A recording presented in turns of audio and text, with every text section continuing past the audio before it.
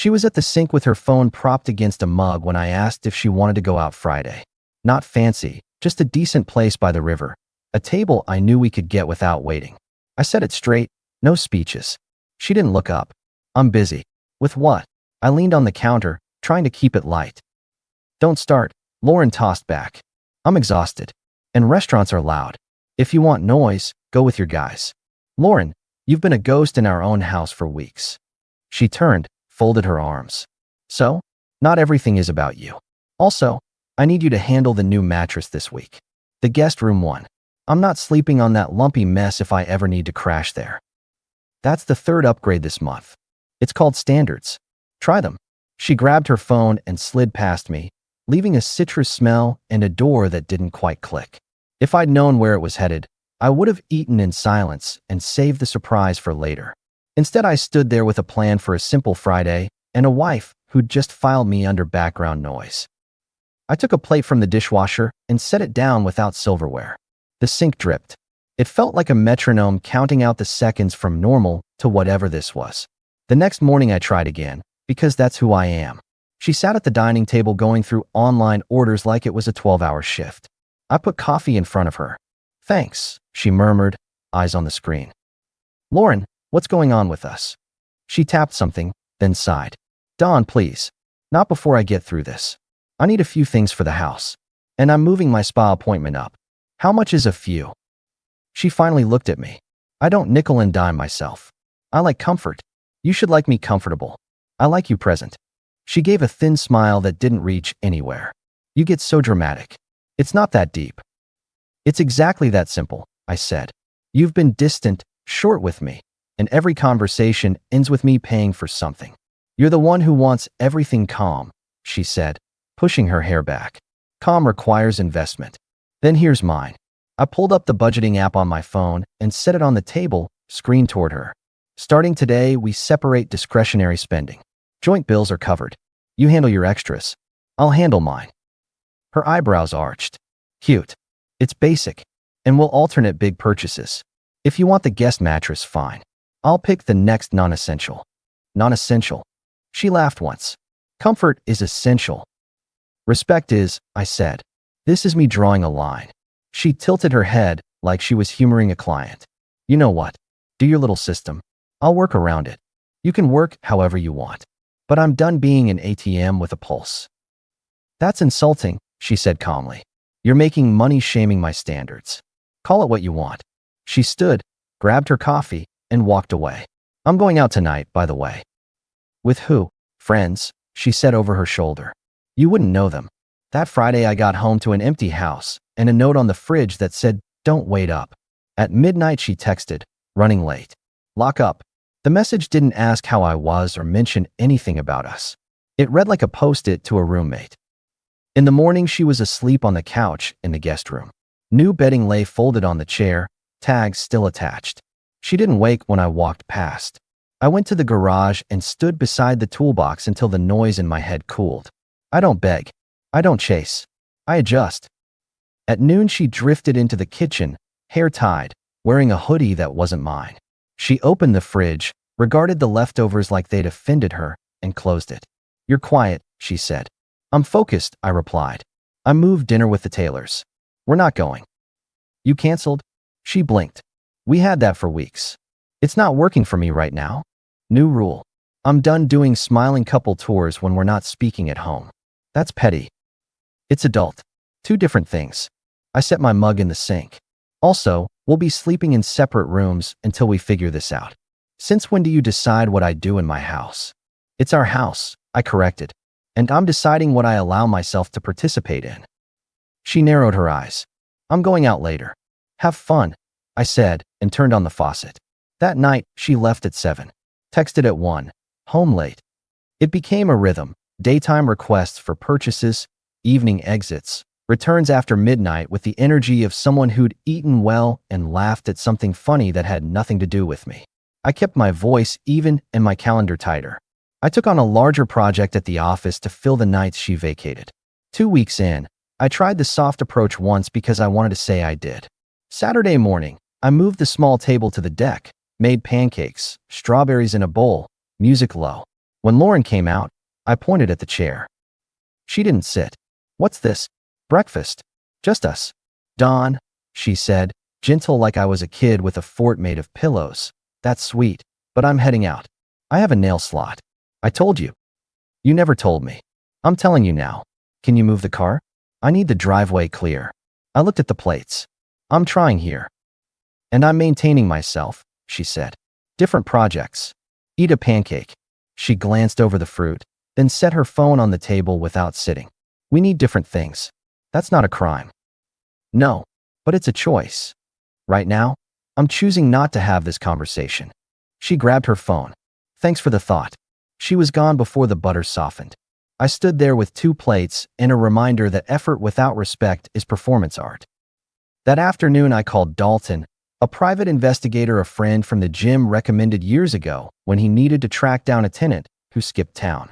I never thought I'd use the number. I didn't give Dalton drama. I gave him dates, Lauren's schedule swings, the time she started not waiting up. He listened and didn't ask for reasons. Men like him don't need them. Patterns tell their own story. Keep it clean, I told him. That's the only way I work, he replied. Sunday night, Lauren returned again at 1, set her keys down too carefully, and tiptoed like a considerate stranger. Monday, I moved my work bag into the truck at 6 and left before sunrise. At the office, Nate, my project lead, leaned over our shared table. You good? He asked, tapping the schedule. I'm right where I should be, I said.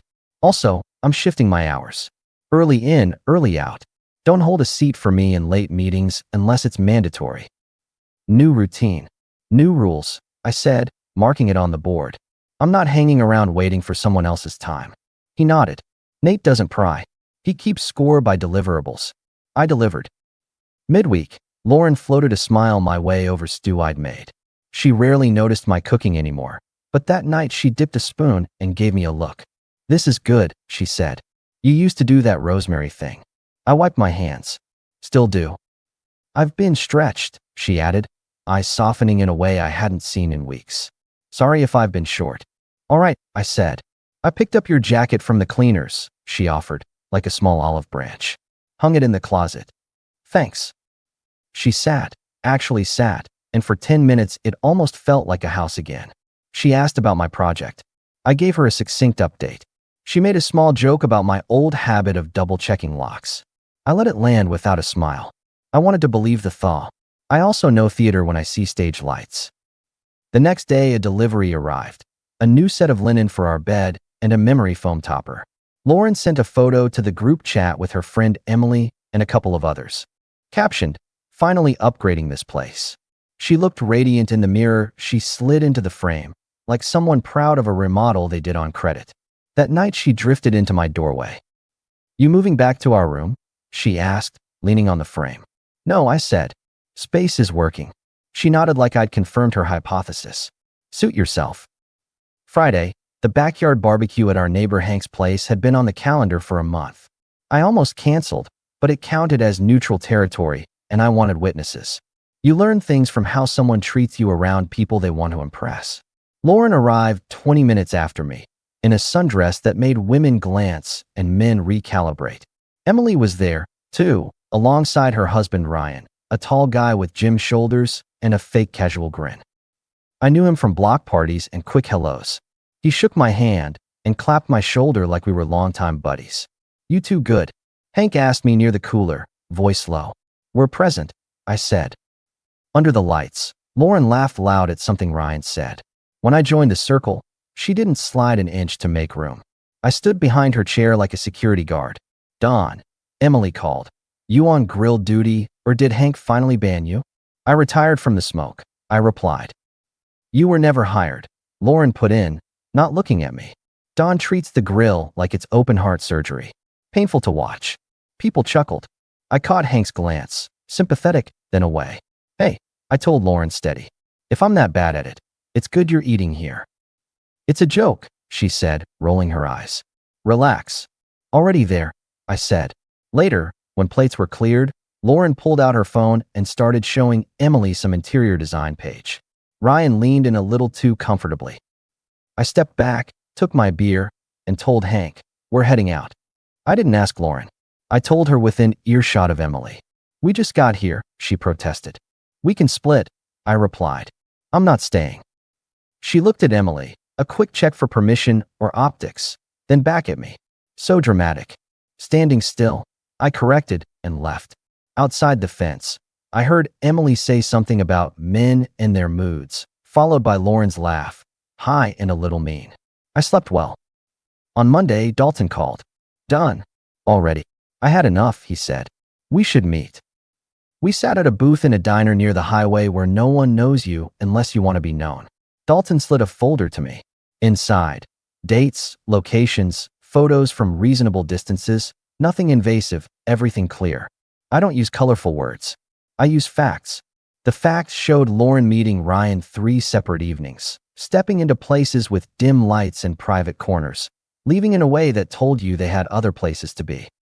There were time stamps, receipts, a pattern of her late-night returns lining up with his nights out with the guys, which I had never been part of. Thank you, I said. You want more? No. This is sufficient. Dalton nodded once, took his coffee, and left. I called a lawyer I trust, Harris, a man who speaks like spreadsheets. I gave him a summary and asked what to do to protect myself without turning the next months into a reality show. File, he said. We do it clean. Don't mention what you know. Do not confront. Do not move money. Do not move out. Keep everything steady and neutral. We'll serve at the right moment. What about talk at home? Polite and minimal, Harris said. Think coworkers who share a desk. Understood. That night, I brought home groceries, cooked, set a plate for Lauren, and didn't sit with her. She ate standing at the counter. This is good again, she said, attempting warmth. I'm consistent, I replied.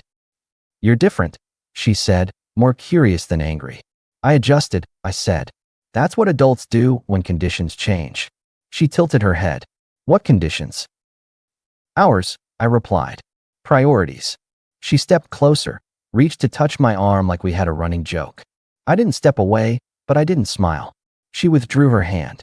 I was thinking, she said, we could take a long weekend somewhere. Beach, good views, reset. I can even help plan.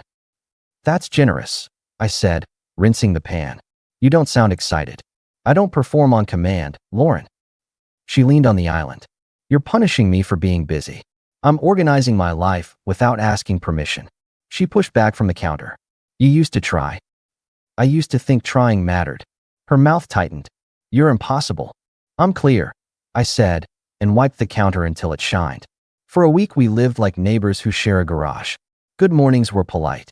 Her requests for upgrades picked up speed. We need a better espresso setup. The bathroom lighting is terrible. I'm looking at new dining chairs. Ours are depressing. Each time, I repeated the rule. Joint expenses covered, extras are yours. She hated that word extras. She responded by saying, fine, and buying them anyway, then complaining when I didn't comment. Late Thursday, I came home early from the office because the contractor finished a small repair in the hallway and I wanted to inspect before it got dark. I stepped inside quietly and heard Lauren in the living room on speaker with someone. The tone was easy, confident, almost giddy. It'll be soon, she was saying. Honestly, I'm shocked he's still this mellow. I'll be out of this and comfortable by summer. Someone laughed. A group, 3 women by the cadence. One voice I recognized, Emily. You'll get half, another voice said. He's stable, you did the home stuff, you carried a lot. Oh, I'm not worried, Lauren said. He can adjust all he wants. I'm not leaving with a suitcase. I pulled my phone, hit record, and lifted it toward the doorway without stepping in. My hand was steady. I don't do scenes, I do documentation. I caught enough of the words to make any lawyer smile. Then I closed the front door with a regular click, not loud, but loud enough to reset a room. The living room fell silent. Gotta go, Lauren said fast. He's home. She ended the call and sat, face neutral, staring at her phone like it was suddenly interesting. Hey. She greeted me a second later, forcing casual.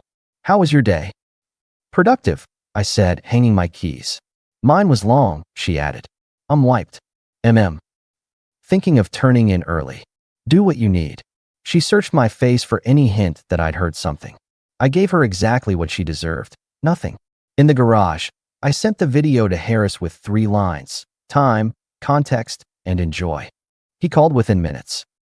This is art, he said. Do not react. We'll use it to make sure she can't turn this into a grab. Keep playing dumb. Got it. Also, the paperwork is going out today, Harris added. It'll arrive at your address in a day or so. You can hand it to her yourself if you want the satisfaction and a clean service. Your choice. We'll see. The next day at lunch, my phone lit up. Lauren. I was in a meeting, but I stepped into the hallway to answer. Yeah. You're on speaker, she said quickly, bright in a way that wasn't for me. The girls want to hear this. What girls? Her voice bubbled. Don't be dull. I'm at a lawyer's office. We're wrapping paperwork. Thought you should know we're doing this. What's this? I asked, even though I already knew. My voice stayed flat. I'm finalizing our divorce, she chirped. There was laughter in the background, that light laugh women use when someone tells a story about a guy who tried too hard. I almost exploded at the absurdity of it. Instead, I went for precision. Oh, I said, like I'd just remembered a grocery item. Is that Emily's laugh? The background noise went down one notch. Lauren hesitated. Yeah, and let me guess, I said, letting a small smile touch my voice. She still doesn't know you've been meeting her husband? Silence. Real silence. Paper stopped rustling. The breath in the room changed. A new voice cut in, sharp. Emily, what does that mean? Lauren, what is he talking about? Lauren snapped. He's being dramatic. I laughed once. You enjoy the rest of your meeting. Then I ended the call. I dialed Harris and told him exactly what I'd said. He didn't scold. He chuckled.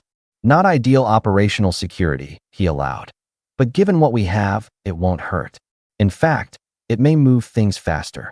You said the paperwork is on its way? It should be in your mailbox this afternoon. If you want to serve it yourself, tape it to a pizza box for all I care. Just make sure you record the handoff or have her acknowledge it by text. And Dawn, one more thing. You are within your right to ask her to vacate now. Lease and title are in your name. If she resists, loop me in. Understood. I left work an hour early. The mailbox held a thick envelope with my name and Harris's firm on the corner. I parked in the driveway and stood there for a second, letting the quiet settle. Inside, the house smelled like a candle Lauren likes when she's playing it calm. She wasn't home. I didn't wait. I walked to the closet, pulled her suitcases, and started packing with the efficiency of a man uncollecting a mistake. Clothes, shoes, the vanity drawer she kept in the hall bathroom, her hair tools, the little box of keepsakes from friends, all of it into 2 big bags and 1 carry-on. I left her personal files in a folder on top with a sticky note. Yours. I didn't damage a thing. I don't do chaos. Then I changed the deadbolt. I left the handle lock as it was, because people are less dramatic when they feel a knob turn and meet a clean stop. I put the papers Harris sent in a manila envelope and set it on the entry bench with a pen. On the kitchen island, I left her set of keys minus the front door. If you want a scene to read like a policy, you lay out the items. No speeches needed. At 6:30, my phone buzzed. Be home in 10, Lauren texted. I didn't reply. I made tea and waited by the dining table where I had a clear view of the door. The handle turned. The door stopped at the deadbolt. A pause, then a sharp knock. Dawn, she called. Give me a second, I said, walking over. I unlocked, opened, and stepped aside. Lauren stood there with mascara faint under her eyes like she'd been somewhere warm. Then she saw the suitcases. Her face flickered through surprise to anger to something like calculation in under a second. What is this? Your things, I said, and picked up the 2 big bags. I set them neatly on the porch beside her. She didn't move, like her shoes were nailed to the mat. Open the door, she demanded, stepping in like she could claim the space by tone. It's open, I said. Not for staying. You can't just. I can. I tapped the envelope on the bench. Paperwork. Read the first page. She glanced at it, then back at me. You were supposed to. We were just talking about. You were talking, I said. I was recording. Then I was acting. Her eyes went wet. Can we talk inside? Please. No, I said. We're done doing private shows that turn into group chats. You're overreacting, she insisted. We can work it out. That speaker thing was a joke. Emily. Emily knows, I cut in. You might want to call her. Or maybe wait. Let her call you. She swallowed. You're cruel.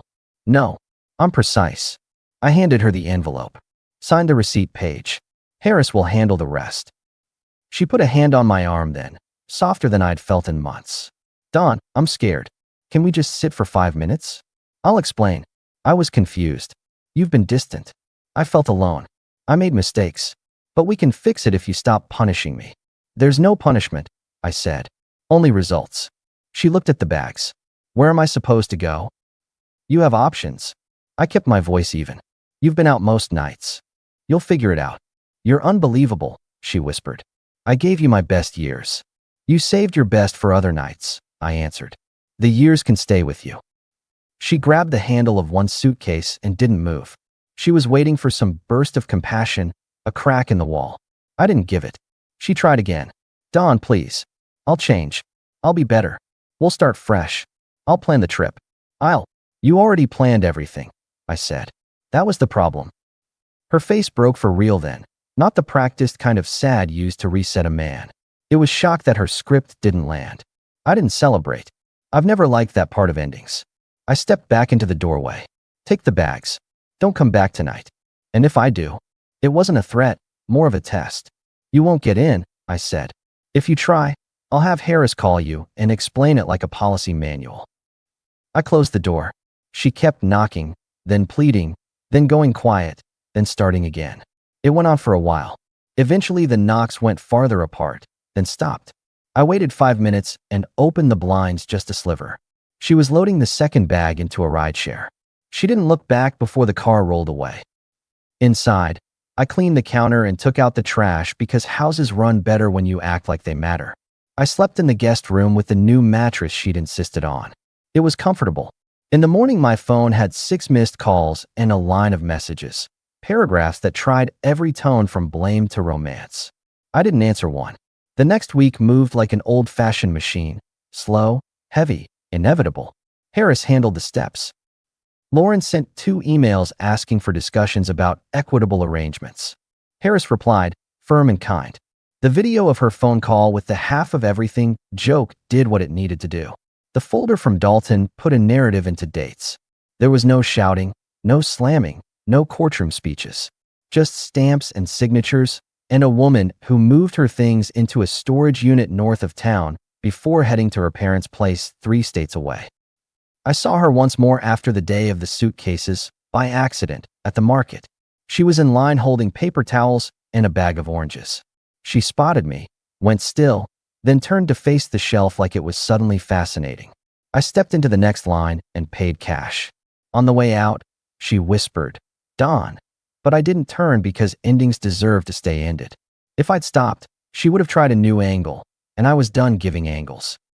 Work stabilized. Nate slid me into a bigger client because I didn't look distracted anymore. He nodded at my calendar as if to say, glad you fixed whatever that was. I said nothing. Men like us don't need the details. We recognize the before and after. On a Saturday, Hank wandered over while I was cleaning the truck. He scratched his chin, looked at the changed lock, and didn't ask, but asked anyway. Everything okay? Better, I said. That barbecue, he offered. She was sharp. You noticed. He gave a short breath that was almost a laugh. Everyone did. Good, I said. Witnesses are useful. He shifted his weight. Emily and Ryan stopped coming by. Heard they're taking time apart. Life's a great teacher, I said, and shut the tailgate. That night I sat on the back steps with a beer that tasted like nothing and felt like permission. It wasn't drama. It was quiet. The difference between those two is a life. A month after the paperwork finalized, I moved out of the old master into a renovated space I'd been eyeing on the other side of town. 2 bedrooms, clean lines, a small workshop attached to the garage where I could tune the stuff that keeps a man sane. I bought a used convertible because the deal was good and the roof works when you treat it right. I replaced my phone number and didn't send the new one to anyone who ever told me to relax, while they mocked me. If you know, you know. Somewhere in there I met Erin. We were both waiting on a latte in a place on Main. She called me out for staring at the door like it owed me money. I told her I was counting the traffic lights for an upcoming project. She laughed at that, a real laugh, the kind that doesn't check the room first. We went for a walk that lasted 2 hours and led to tacos and a conversation that didn't feel like debate prep. She works in logistics, makes decisions for a living, and doesn't audition them. We didn't promise anything. We drew lines and agreed to meet again Wednesday. Lauren? From what I hear through Hank, she's back in her hometown, living with her parents while reassessing. The apartment she wanted near the water never happened. The upgrade she bought on a separate card didn't turn into the life she pitched to those phone voices. I don't cheer about that. I also don't apologize for my comfort. She made choices. So did I? The last time she reached out was a plain envelope with no return address. Inside was a handwritten note. "I'm sorry," it read. "I didn't think you'd actually let me go." That was the whole letter. No requests. No plan. Just a line that landed like a confession of someone who thought the rules didn't apply to her. I put it in a drawer for a day, then shredded it because my house is not a museum. People ask me what I'd say to someone stuck where I was. I tell them this: don't fight to be liked by someone who treats you like furniture. Set a rule, enforce it politely, and act like your time has a value. You don't have to break dishes or write plays. You just have to close the door when the time comes and know that silence is sometimes the only tone that works. The point where everything turned wasn't the folder in the diner or even the recording on my phone. It was the moment I stopped auditioning for the role of good husband in a production Lauren had no interest in directing with me. That's when I walked out without leaving the house. By the time the suitcases hit the porch, I'd left months earlier. When I handed her the envelope, she looked at me like I'd taken something from her. She was right. I took back my time, my name on the mailbox, my expectation of respect at my own table. I didn't throw a parade. I didn't post a speech. I said one line when she asked where she should go: "You'll figure it out." That was the last thing I owed her. Now I wake up before sunrise, start the truck, and drive to the shop with the radio low. I work, I lift, I cook decent dinners, I meet Aaron when our calendars align, and I go to bed in a house that doesn't rehearse arguments. When neighbors wave, I wave back. When Lauren comes to mind, I let the thought pass like traffic. My life didn't need fireworks. It needed a lock that turns, a door that closes, and a man who knows he's the one who sets the terms for how he's treated. People think the end of a marriage is a volcano. Usually it's a thermostat. You set it where it should be and stop apologizing for not freezing. I didn't win. I didn't lose. I kept my dignity and my house keys. She kept her stories and her plans that ran out of road. That's not revenge. That's math. And the last thing she heard from me, before the door closed on her suitcase wheels and whatever speech she was building, was simple and final. Exactly.